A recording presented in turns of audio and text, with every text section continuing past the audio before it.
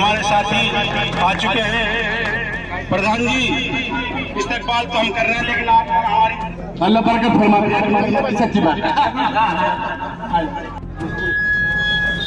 Iran भाई के तौफीक पारसा Yusuf sarpanch solve हो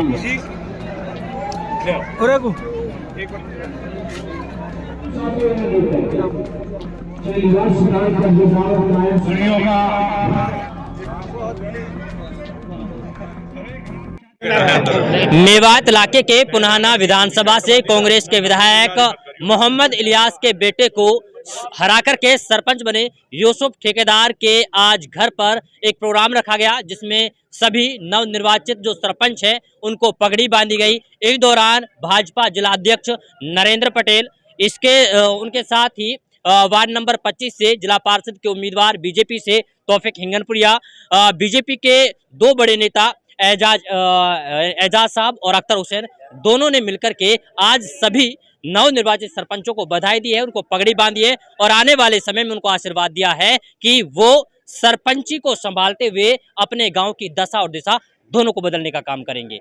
हमारे साथ में जिलाध्यक्ष नरेंद्र पटेल हैं, जिन्होंने आकर के आज सबको आशीर्वाद दिया है और उनका भी पगड़ी बांधकर भव्य तरीके से स्वागत किया गया है। लेकिन सवाल ये है कि जिस तरीके का सरपंची का ताज अब नए नए सरपंचों के सर पर सजाया गया है, क्या वो गांव की दशा और दिशा दोनों को बदल पाते हैं या नहीं, ये तो वक्त बताएगा। सबसे पहले तो हमारे साथ जुड़ने के लिए बहुत बहुत स्वागत आपका।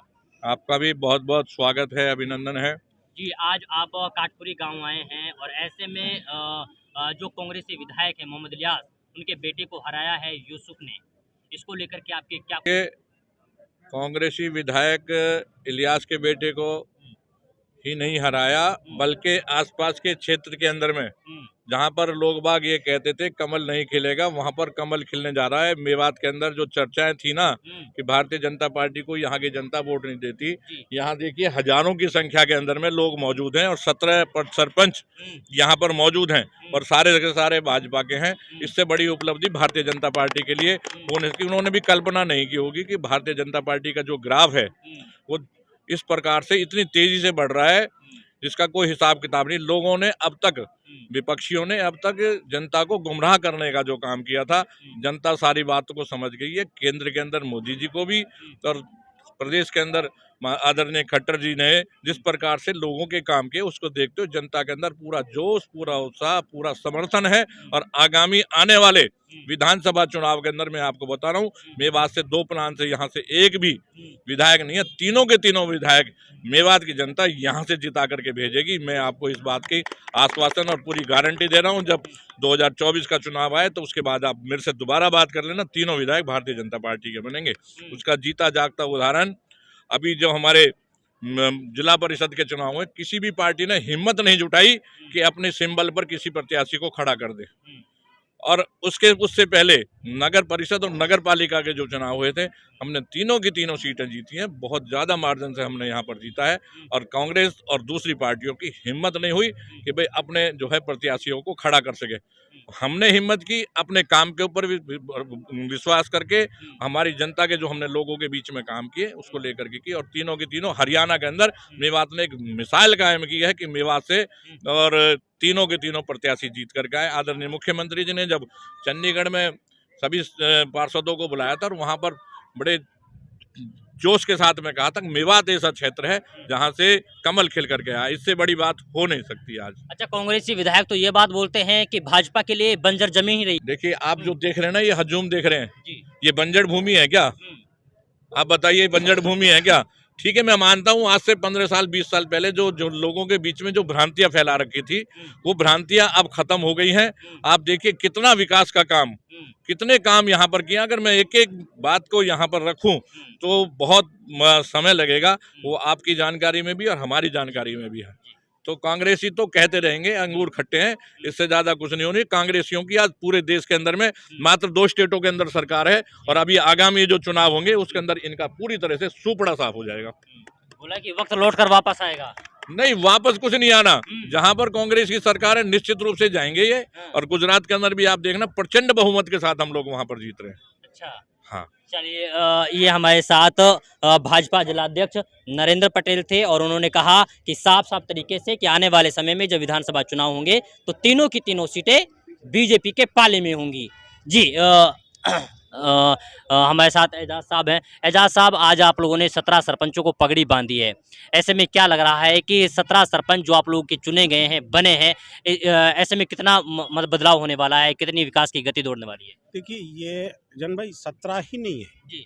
असल में। एक्चुअली हम दावत नहीं दे पाए इनको। अच्छा। ये तो हमारे युवा सरपंच जो बने हैं यूसुफ भाई और इनकी टीम के साथियों ने इन्होंने बुलाया है। मैं तो एक दो सरपंच जब इन्होंने कहा कि हमने इस तरह से बड़ा प्रोग्राम कर दिया, एक दो सरपंचों कह पाया, नहीं तो सरपंच तो और भी हमारे जीते हैं जी। हम। और अब जब दोबारा प्रोग्राम होगा, जब हमारे 17 के बजाय 34 भी हो सकते हैं, 44 भी हो सकते हैं। ऐसा नहीं है सरपंच नहीं, सरपंच हमारे पास बहुत है, हमारे साथी बहुत है। अच्छा, ये बताइए कि यूसुफ की जीत के बाद आपकी तबीयत खराब हो गई, ये डर था या फिर खुशी थी? नहीं, खुशी थी ये। हाँ, कैसी खुशी? ऐसी खुशी कि देखो, इलेक्शन में हमने मेहनत बहुत की इस इलेक्शन में। अच्छा। रात दिन हम दोनों भाइयों ने, तमाम टीम ने रात दिन परेशान रहे। क्योंकि क्योंकि आप लोग खुश हैं कि अपने भाई को ही हरवा दिया आप लोगों ने? ये तो इलेक्शन है, हाँ। बाप बेटे को हरवा देता है बागी तो हो गए खानदान भाई से। नहीं, ये राजनीति है। हमने एमएलए के इलेक्शन पहले आमने सामने लड़ा है। मेरा राज अख्तर का मुकाबला हुआ, इलियास का मुकाबला हुआ, नायब का मुकाबला हुआ है। ये तो राजनीति है। बोला कि सगा भाई जाता नहीं अगर टिकट छीनते नहीं तो। तो फिर उन्होंने भी मेरे साथ दगा किया है। धोखा किया आप लोग को। धोखा किया है। उन्होंने भी मेरा टिकट छीन लिया था। तो आप लोगों ने ईंट का जवाब पत्थर से दे दिया। ईंट का जवाब पत्थर से दे दिया। हमने नहीं दिया, बल्कि जनता ने दिया है। जनता ने दिया है। जनता ने दिया है। जनता को दुख था इस चीज का। चलिए चलिए, वक्त आ गया है। मैं आपका खैर मकदम जी। करता हूँ, आपने हमें मौका दिया। जी। सही बात यह है, 60% सरपंच तकरीबन हमारे बने। जी। आज हम सबको बुला नहीं सके और कुछ आ नहीं सके, हम दावत नहीं दे सके। मेजोरिटी यहाँ से जिस दिन वो हरा है हमारा भाई, यहाँ से जाकर अगौन में एक खबर छपवाता है, मेरे यहाँ 12 सरपंच जीत गए। और 12 में कोडी भी ना, वैसी वन कहती 12 की हिंद को जीतो ना, हून कहती 12 जीते भाई। सच्ची बात ये, न खुदा ही मिला, न मिसाल सनम, न इधर के रहे न उधर के रहे। अब ये हम तो कांग्रेस की बात करें, ये तो बाप बेटा अलग अलग पार्टी में, दोनों बेटा जेजेपी में है, बाप कांग्रेस में है, तीसरा भाई कहाँ जाएगा? सुबह कैंडिडेट कोई होता है, तीसरा कोई होता है। इनके जिला परिषद के और उसके ब्लॉक समिति का फार्म भरा रह गए, जब इन्होंने मुकाबला सरपंच में देखा। अभी तो एक बच्चे की हुंकार है और इंशाल्लाह ये इसको हमने प्यार दिया है। जब हम दोनों भाई हुंकार बनेंगे इनके आशीर्वाद से, इंशाल्लाह दूर तक दिखाई नहीं देगा इलियास भाई नायब भाई, इंशाल्लाह। नहीं, वो उनका कहना ये है कि हम भाइयों का दिल नहीं तोड़ना चाहते थे, इसलिए सरपंच उनको दे दिया हम लोगों ने। क्यों दे दी? नहीं, मुकाबला हुआ है, पहले इनको हमने दे दी थी निर्विरोध पिछले प्लान में। अच्छा। अब के तो हमारे भाई एजाज ने कहा था, मैं तो बाहर था, कि भाई अयूब हमें सबसे कमजोर है, अयूब बड़ी इसको दे दो भाई। किसी फैसले में वो देने के लिए राजी नहीं, मेंबरी भी और चौकीदारी भी। मैं आपकी दुआओं से, सब साथियों की दुआ से, आम गरीब सब साथी हमारे कार्यकर्ताओं कड़ी मेहनत की और बड़ों को धरीसाई कर दिया और जिता दिया इसको कमल खिला। चलिए, जीत तो गए आप लोग। अब ये बताओ कि दशा और दिशा कितनी बदलने वाली काटपुरी गांव की? इंशाल्लाह काटपुरी गांव नहीं, इलाके की हल्के की दशा बदलेगी। जैसा अध्यक्ष जी ने ऐलान किया है। तो ठीक करा दीजिए। नहीं, कब्रिस्तान अब उसकी हम क्या कहें, उनकी तो खामियां ही खामियां, कहीं कब्रिस्तान कहीं बाउंड्री, सबे खागो हाउ बन गो। सच्ची बात है, और हाउ रहे सबे खा जा कच्चे पक्के। अब वो भी हमारे भाई ये पारिवारिक मामलों, लेकिन इंशाल्लाह हम बदले की भावना से नहीं, विकास काम करेंगे और मिसाल पेश करके इंशाल्लाह टोला फेंकवा देंगे इन लोगों पे, जनता पे टोला फेंकवा देंगे इनको। मतलब टोला क्या होता है? गिड़ फेंकवा देंगे। ये लोग बगावत कर देंगे उनसे, जैसे आपके हुई। इनको गरीब लोग कॉलोनी है, छोटा गाँव, आखिरी 2 रातों में कोई नहीं मिला वहाँ। अब दीवारों से बात कर रहे हैं, वहाँ सब चले गए भाई, वोट तो देनी हमको ना भाई, खुदा ही मिला ना मिसाल सनम, ना इधर के रहे ना उधर के रहे। सच्ची बात है सारा ना। और हमारा साथी तो ऐसा था, मैं अकेला ही चला मंजिले जानिब, लोग आते गए, कारो बनता गया। ये तो हक्कर इंसाफ की जीत है भाई। चलिए, ये कारवा तो बन गया, लेकिन कारवे के साथ साथ कितना विकास होता है ये वक्त तय करेगा। अच्छा तौफीक, ये बताइए कि आप लोगों ने इतनी मेहनत की है, इतनी मशक्क़तों के बाद में यूसुफ को जितवाया है, अब ऐसे में क्या लग रहा है कि कितना विकास इन पूरे गांव में होने वाला है? सबसे पहले तो हमारे यूसुफ जीत गया, हमारा जिला परिषद जीतेगा 25 नंबर वार्ड से। तो नहीं कर लिए? नहीं, कोई सेटिंग नहीं है। कर रहे हैं आप? तो इलाके का राजनीति करते हैं, पता है हमें किसने हमें वोट ये भी बोलते हैं कि बीजेपी वाले छुल्लू कर देते हैं, ना, जादू ना, कर ना, देते हैं। हमारा 24 भी 25 भी बीजेपी की वोट। 900 वोट में से 600 वोट बीजेपी की है काठपुरी के अंदर से। ये दावा कर रहे हैं, अल्लाह तोबा झूठ बोलना। काठपुरी के अंदर से ही ये उसका और उसने करी थी उसी करावा के सपोर्ट। अच्छा, अरशद की 600 वोट काठपुरी के अंदर से जा रही है बीजेपी की। ये पक्का दावा, 600 से ऊपर नीचे नहीं जाएंगी इंशाल्लाह। इसलिए तय कर दिया आप? हाँ, तय कर दियो, फाइनल है। जब विधायक का काम सुई 600 है तो बाहर से कितनी जहाँ गई होंगे हिसाब लगा लियो तुम आप ही, जीते को खारे कोई तो भी। चलिए, हाँ जी, क्या कह रहे थे? सबसे पहले तो मैं जो हमारे बीजेपी के अध्यक्ष साहब हैं, जिला अध्यक्ष साहब हैं, क्योंकि अध्यक्ष साहब ऐसे अच्छे हैं मेवात के लिए मिले, और मैं सबसे पहले माननीय मुख्यमंत्री जी का धन्यवाद अदा करता हूं, प्रदेश अध्यक्ष का भी, कि हमारे नरेंद्र पटेल साहब की अध्यक्षता में मेवात में कारवा बढ़ता जा रहा बीजेपी का। जिस तरीके से मेरे ऊपर मेरे चाचा एजाज ने, हाजी अख्तर ने हाथ रखा था और मेरे को बम्पर वोटिंग मिली, दोनों भाइयों ने, चौधरी इलियास ने, चौधरी नायब साहब ने, जिस दिन वोटिंग चल रही थी उस दिन हर गांव में गए। मेरे पास यहाँ फलेंडी से सरपंच बैठा है, असगर मौजूदा सरपंच है, रहपुआ से भी है, इलाहाबाद से भी है, ख्वाजलिका से भी है, ओहता से भी है। खुद दोनों भाइयों ने कैंपेन की कि भाई बीजेपी को वोट मत दो, ये तो हिंदू मुसलमान करते हैं, लेकिन जनता ने कुछ नहीं सुनी। एक कहने की ये चौधरी इलियास ने कहा, जब गांव जाके पहले वो अपनी तो दामन छिमड़ा लेता, अपने आप ही पहले यहाँ अपनी जमानत नहीं बचा पाया एक सरपंच से, वो आगे क्या एमएलए की सीट जीत लेगा। उसका लड़का खुद फेसबुक पे जो जेजेपी में ज्वाइन किया, जेजेपी में वैसे नहीं हुआ, वो खाने के लिए ज्वाइन हुआ है, वैसे नहीं है, मतलब के लिए है वो ज्वाइन है। एंड टाइम पे वो जो जेजेपी अभी छोड़ देंगे। बोले कांग्रेस में तो सरकार है नहीं, इसलिए जेजेपी का दामन थाम लिया, काम कराना है। मैं बता तो रहा हूँ, खाने के लिए काम कराते तो 70 साल से मेरा गांव घुंघरू बांध के, मेरे 70 साल के बुजुर्ग जो मेरे गांव के थे घुंघरू बांध के नाचते थे, उनके बदले आज वो हमारे खिलाफ खड़े हो गए, एक बच्चों के खिलाफ खड़े हो गए, एक बच्चों ने हरा दिया, गांव में सरपंच ने हरा दिया। मेरे गांव में एक दिन पहले अध्यक्ष साहब गांव मानस मराने का काम करा के आया था, मेरा भाई जीता वहां पे 175 वोटों से जीता उसके खिलाफ। हाँ, तो बीजेपी के जितने भी सरपंच जीते हैं सारे जीते हैं। उसका जो गुमान था, गुरूर था, उन दोनों भाइयों का ये गुमान था कि हमारी जनता मानेगी। अब जनता सब चीज को सोचने लग गई, बदलना चाहती है हर चीज। किसी गांव से अगर 200 वोट भी पूरी कर लें तो मैं सदा गुलामी करूंगा उनकी, ये मेरी लास्ट बात है। हाँ जी, जमानत अगर 10,000 वोट कर जाए तो पूरे विधानसभा से हो, ये पक्की बात है, चाहे वो फिरोजपुर चलो जाए चाहे पुनहना रह लिए। तो नाराजगी क्यों है?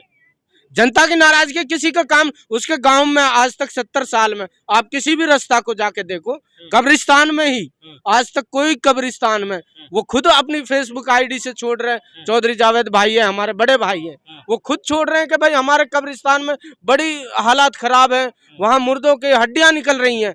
आपको मैंने दिया भी था कि उन्होंने जब फेसबुक पे छोड़ी, उनके जब कब्रिस्तान ही ढंग के नहीं है तो विधानसभा में क्या काम करके देंगे?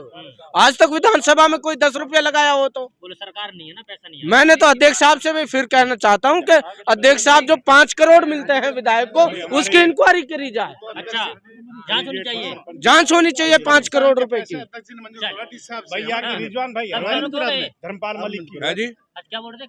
कब्रिस्तान में जिसमें हड्डी दिखने लग गई थी, हमारे कहने पर अध्यक्ष जी ने डिस्चार्ज मंजूर करवाई मौके पे। अच्छा, है जी, आपने करवाई तो? हाँ जी, मौके में था जब कब्रिस्तान में हड्डी दिखने लग गई। तो काम कब होगा? तो काम तो कुछ मट्टी गिरिया भी हुआ नहीं, तो कुछ पेंडिंग का भी। बाद में होगा, है ना? अच्छा, क्या बता रहे थे बाबा? 12 साल चौपाल, 12 साल से चौपाल नहीं है जी हमारे यहाँ पे। धर्मपाल जी है। कौन काठपुरी? हाँ जी, काठपुरी से ही बोल अच्छा। रहा हूँ मैं। 12 साल पहले जी एक हमारी चौपाट थी, हरिजन चौपाल, उसको भी उसका भी सामान बेच के खा गया जी। आज तक देख लो, किसने बेच दिया?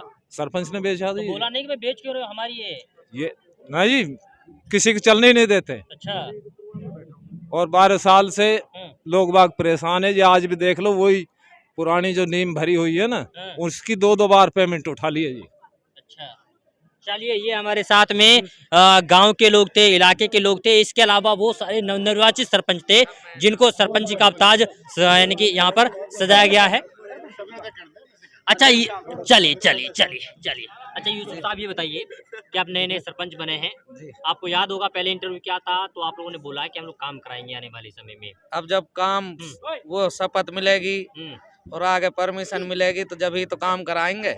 अभी तो कुछ ना ऐसे ही है बने जैसे हैं। अच्छा, अब जब मौका मिलेगा इंशाल्लाह 100% काम कराएंगे, पूरा काम कराएंगे।